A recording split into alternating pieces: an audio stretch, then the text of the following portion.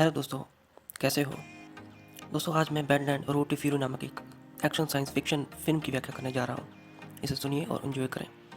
Film की शुरुआत में हमें एक बड़ी बंजर ज़मीन दिखाई देती है। जेरोम होल्म नाम का एक युवक हमें बताता है कि उसने कभी इस भूमि को हरी नहीं देखा है, लेकिन उसने पिता ज़रूर देखा है। वर्षों पहले यह कई किसानों का घर हुआ करता था, जो इस पर गेहूँ और अनाज उगाते थे। हालांकि सूखे के बाद भूमि पर एक भी पौधा नहीं उग पाया है। अधिकांश किसानों ने ये जगह छोड़ दी, लेकिन जेरोम की पिता नेस्ट को उम्मीद थी कि वह ज़मीन फिर से हरी हो जाएगी। वह अभी भी मानता है कि उसे बस थोड़े से पानी की ज़रूरत है, लेकिन इस दुनिया में लोग पानी के लिए एक दूसरे को मारते हैं। पहले सीन में हम देखते हैं कि दो लुटेरे एक छोटे से घर में सेंध लगाने की कोशिश कर रहे हैं। अर्नेस्ट उन्हें पकड़ लेता है और पहले वाले को मार देता है। दूसरा उसे अपनी जान बख्शने के लिए बनाने की कोशिश करता है, लेकिन वह भी गन निकालते हुए मारा जाता है। उसका बेटा जेरोम कहता है कि वह उसकी मदद कर सकता था। लुटेरे जिस घर में घुस रहे थे उसमें एक पुराना पानी का पंप था, जो कि काम करना बंद कर देता है। अर्नेस्ट इसका इस्तेमाल करने की कोशिश करता है। पानी नहीं बचे होने पर पिता और पुत्र एक कच्चे पर वाटरमैन के लिए चले जाते हैं। सरकारी सौदे के जरिए गहरे कुओं से पानी निकालने वाले लोगों के साथ अर्नेस्ट पानी की पूर्ति के लिए एक्सचेंज करता है। वह उन्हें एक छोटे से हिस्से की खेती के लिए सालों के लिए पानी उपलब्ध कराने की मांग करते हैं।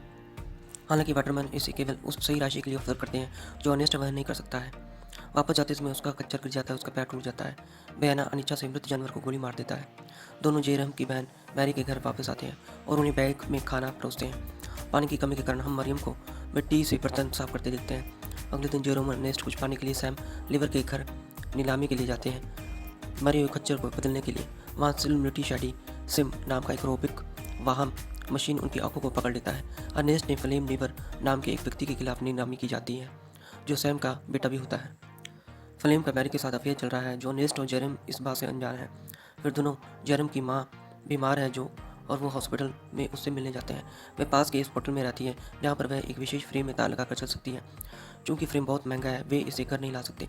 उस दिन जेरोम अपनी माँ के साथ अपना समय बिताता है। अर्नेस्ट और कैथरीन अलविदा कहते हैं और अलग हो जाते हैं। वापस जाते समय अर्नेस्ट और जेरम एक गैस स्टेशन पर मिलते हैं। हम देखते हैं अर्नेस्ट अपने वाहन में पेट्रोल डालने के बाद थोड़ा सा उसे पी लेता है। दोनों एक छोटे बच्चे के साथ एक जोड़े को पानी के लिए भी मांगते हुए मिलते हैं। पिता रोबी बच्चे को बेचना चाहता है क्योंकि वे उसकी देखभाल नहीं कर सकते, लेकिन अर्नेस्ट इसके खिलाफ सलाह देता है और बताता है कि वह पानी से उनकी मदद करेगा। और अभी फ्लेम और मैरी का फेयर के बारे में जानता है और अर्नेस्ट को इस ओर इशारा भी करता है। घर पर अर्नेस्ट मैरी से उसके बार बार चुपके से निकलने के बारे में बात करती है, लेकिन वह दावा करती है कि यह उसकी स्वतंत्रता है और वह अपने पिता से कहती है कि उससे नफरत करती है। वह भागने की कोशिश करती है, लेकिन अर्नेस्ट उसे अपने कमरे में बंद कर देता है और खिड़कियां बंद कर देता है। एक सुबह अर्नेस्ट और जेरम सिम को उसके शेड से अनुपस्थित देखते हैं। इसे किसी ने चुरा लिया था। अर्नेस्ट मानता है कि यह फ्लेम था और अपने घर जाता है, लेकिन सिम से पता चलता है कि यह उसके पास है। उस सुबह एक ट्रक के साथ पहाड़ों के लिए रवाना हुए अर्नेस्ट फिर उसकी तलाश में पानी वाले के पास जाता है, लेकिन वे उसे बेहोश कर देते हैं। जब उसे होश आता है तो रात हो चुकी होती है। पानी वालों ने उस पर आपूर्ति चोरी करने का आरोप लगाया। अर्नेस्ट जोर देकर कहता है कि यह उन्हें चोरी नहीं किया, लेकिन उसके नेता कलेबा ने उस पर हमला किया। ये थोड़ी देर के लिए लड़ते हैं, लेकिन अर्नेस्ट अपनी राइफल पर हाथ रख लेता है और वहाँ से भाग जाता है। घर वापस आने पर उसने पाया कि फ्लेम सड़क पर सिम के साथ सो रहा है और यह स्पष्ट है कि उसने मशीन और पानी वालों का सामान चुरा लिया था। बयाना उस पर राइफल रखता है, उसे बंधक बनाता है और फिर उसे मशीन से बांध देता है। वह अपनी बेगुनाही साबित करने के लिए फ्लेम को वापस वाटरमैन के पास ले जाना चाहता है। रास्ते में फ्लेम मैरी के बारे में टिप्पणी करता है, जिससे अर्नेस्ट नाराज हो जाता है। कुछ देर चलने के बाद दोनों को प्यास लगती है। फ्लेम अर्नेस्ट को वाटरमैन की पूर्ति से पानी का उपयोग करने के लिए राजी करता है। दोनों बैठकर पानी पीते हैं और बातें करते हैं। फ्लेम फिर अर्नेस्ट को उसे जान देने के लिए मनाने और पैसा साझा करने की कोशिश करता है, लेकिन अर्नेस्ट उसे पकड़ने के लिए अड़ा हुआ है। अर्नेस्ट कमजोर और लंगड़ा है। यह स्पष्ट रूप से वाटरमैन के लिए एक और मील नहीं चल सकता। फ्लेम यह जानता है, लेकिन उसे अर्नेस्ट पर एक पत्थर से प्रहार किया, जिससे उसका सिर पर एक चट्टान पर लग गया। उसके सिर से अनियंत्रित खून बहने लगता है और वह बेहोश हो जाता है। अर्नेस्ट उसे फ्लेम के बजाय बांधे जाने के लिए जगाता है। चिल्लाते ही फ्लेम अर्नेस्ट के मुंह में पानी डाल देता है। बाद में हम देखते हैं कि फ्लेम मैरी को लेने के लिए अपनी मोटरसाइकिल में अर्नेस्ट के घर पहुंचता है। वह खुश खुशी उसके पास भागती है। अर्नेस्ट अभी भी घर नहीं गया, लेकिन जेरम उसकी तलाश में निकल जाता है। रास्ते में उसे मशीन अकेली मिलती है। जब वह पानी वालों के पास आता है तो वे अर्नेस्ट की मौत की सूचना देते हैं। हर कोई मानता है कि यह मशीन के कारण हुआ था।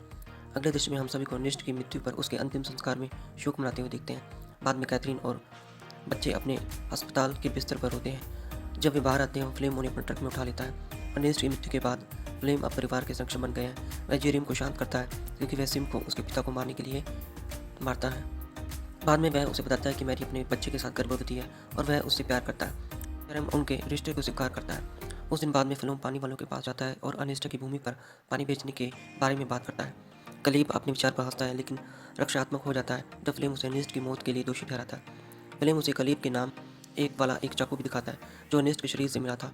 आरोपित होने के डरते हुए कलीब पानी को अपने खेत की ओर मोड़ने के लिए सहमत हो जाता है। हर कोई खुश होता है जब भूमि को पानी का पहला छिड़काव मिलता है।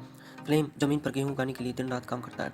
कुछ महीनों बाद वे पूरी तरह से विकसित हो जाते हैं। फ्लेम मैरी से शादी कर लेता है और वर्तमान में जेरोम और मैरी के साथ अर्नेस्ट के घर में रहता है। एक दिन उसके पिता सैम बैंक के कुछ आदमियों के साथ धमकी देते हुए उनके घर पहुंच जाते हैं अर्नेस्ट के कर्ज के कारण जमीन लेने के लिए। फ्लेम को चुकाने के लिए ये कर्ज बहुत अधिक है लेकिन वह मशीन को अपने साथ ले जाता है और उस रात उसका दोस्त रोबी आता है। वह अपने बच्चे को बेचने के लिए रवि के इरादे के बारे में जानता है लेकिन वह रवि को साथ आने के लिए राजी करता है, उसे सिर्फ यह देखने के लिए कि उसके बच्चे की कीमत कितनी हो सकती है। हालांकि जब वे वहाँ पहुँचते हैं तो रॉबी को पता चलता है कि फ्लेम ने गुप्त रूप से उसके साथ एक सौदा किया है। लोग अपने बच्चे को बेचने के लिए लोग बच्चे को दूर ले जाने की कोशिश करते हैं। रॉबी इसका विरोध करता है और फ्लेम द्वारा गोली मार दी जाती है। यह डीलर के बीच गोलीबारी का कारण बनता है और फ्लेम पैसे लेकर भाग जाता है। हालांकि मशीन सिम को गोली मार दी जाती है और क्षतिग्रस्त कर दिया जाता है। यह मशीन में ऑटो मोड को सक्रिय करता है जिसके कारण वह मशीन अपने निर्माता के पास वापस आ जाती है। कैल्विन ह्यूमैन अगले दिन फ्लेम बैंक को उस पैसे के भुगतान करता है जिसमें उसने बच्चे को बेचा था। जरूर मानता है कि पैसा सिम बेच कर आया है लेकिन किसी को कुछ भी शक नहीं है। अगले दृश्य में हम देखते हैं कि सिम सीमा पार रहने वाले कैल्विन के पास वापस लौट रहा है। कैल्विन सिम पर अंकित नंबर पर कॉल करता है और जो कि होम के घर कॉल पहुंचाता है। वह जेरोम को उसके पास वापस आने वाली मशीन के बारे में बात करता है जिससे जेरोम चौंक जाता है क्योंकि फिल्म ने उससे बताया था कि उसने इसे रोबी को बेच दिया है। जेरोम फिल्म से पूछता है कि क्या रॉबी ने सिम के हिस्से बेचे हैं और यह किसी तरह मालिक को बनाया गया है, लेकिन फिल्म इन सवालों के लिए उस पर गुस्सा करता है, उसे खारिज कर देता है। फिर वह उसे बताता है कि वह उस शाम अपनी माँ से मिलने जा रहा है लेकिन उसके बजाय उसने योजना बनाई सिम के निर्माता कैल्विन से मिलने के लिए सीमा पार करने की। बाद में वह सीमा पर पहुंच जाता है लेकिन गार्ड उसे रोक देता है कि इसे पार करने के लिए बहुत छोटा है। ऐना नाम की एक लड़की उसे अपने पास बुलाती है और उससे कहती है कि उसे पता है कि वह दूसरी तरफ कैसे जा सकता है। पैसे के बदले में वह ऐसे मुर्गियों के साथ एक वाहन में रखती है और उसे भेज देती है। वे फिर दूसरी तरफ मिलते हैं और अलग हो जाते हैं। जेरोम फिर कैल्विन से मिलने जाता है। वहाँ कैल्विन उसे मशीन के सभी कार्य दिखाता है। वह यह भी दिखाता है कि मशीन की आंखें कैमरे हैं जिन्हें ढलान को पकड़ने के लिए बनाया गया था। वनीकरण के लिए कैमरे में यह सब कैद कर लिया है जो मशीन ने दिखा है। जेनिम रिकॉर्डिंग बजाता है और अर्नेस्ट के साथ अपना समय देखता है। जैसे वह इसके माध्यम से यह देखकर भयभीत हो जाता है कि फ्लेम ही था जिसने अर्नेस्ट को मारा था। उस दिन अर्नेस्ट के होश में आने के बाद फ्लेम को उसे मशीन से बंद दिया और गंतव्य निर्धारित किया। पानी वालों को मशीन ने एक घायल लेकिन जिंदा अर्नेस्ट को उसकी मौत के लिए घसीटा था। वीडियो के अंत तक जेरोम की आंखों से आंसू छलक पड़ते हैं। शाम को वह घर लौटता है लेकिन फ्लेम से किसी बात को लेकर उसका सामना नहीं करता। अगले दिन फ्लेम और जेरोम हिरन का शिकार कर रहे हैं जिसके बाद जेरोम राइफल को अपने पास रखता है। उसने भविष्य के लिए इसे अपने बिस्तर के नीचे छिपा दिया। नाश्ते के समय जेरोम फ्लेम को रॉबी द्वारा बुलाए जाने के बारे में बताता है। फ्लेम हैरान है और जेरोम पर झूठ बोलने का आरोप लगाता है क्योंकि वह जानता है कि रॉबी पहले ही मर चुका है। बाद में फ्लेम को जेरोम द्वारा रॉबी के रूप में लिखा गया एक पत्र प्राप्त होता है। पत्र फिल्म को रॉबी से उसी स्थान पर मिलने के लिए कहता है जहां उसने अर्नेस्ट को मारा था। वह इससे भ्रमित हो जाता है लेकिन वह यह पता लगाने का फैसला करता है कि क्या रॉबी अभी भी जीवित है। बाद में रात में फिल्म एक गर्भवती मैरी से कहता है कि उसे कुछ बेचने के लिए बाहर जाना है। मैरी उसे शुभकामनाएं देती है और उसे जल्दी वापस आने के लिए कहती है। जब फिल्म उस स्थान पर पहुंचता है तो वह रॉबी को बुलाता है। जल्दी से वह गड्ढे में गिर जाता है और उसके पैर टूट जाते हैं। जब जेरोम उसके सामने प्रकट होता है तो वह मदद के लिए पुकारता है। उसे वहाँ देखकर फिल्म ने राहत की सांस ली और उसे मदद मांगी। हालांकि जेरोम अपने हाथ में एक पत्थर लेकर वहाँ खड़ा है। फिल्म को पता चलता है कि वह सब कुछ जानता है जो कुछ हुआ था और यह दावा करते हुए उसे माफ़ी मांगता है कि ये सिर्फ एक दुर्घटना थी। लेकिन उसे मैरी उनके बच्चे के लिए अपनी जान बख्शने के लिए भीख मांगता है लेकिन जेरोम नहीं मानता। वह फिल्म पर राइफल साथ देता है और उसे गोली मार देता है। घटना को बीते 2 दिन हो चुके हैं। मैरी अपने पति के बारे में चिंतित है लेकिन जेरोम उसे थोड़ा और इंतजार करने के लिए कहता है। उसे अर्नेस्ट और फिल्म दोनों की मौत के बारे में मैरी को अंधेरे में रखने का फैसला किया है। मैरी को सुझाव है कि वह अपनी माँ को घर लाए लेकिन अब उसके पास खर्च करने के लिए पैसे हैं।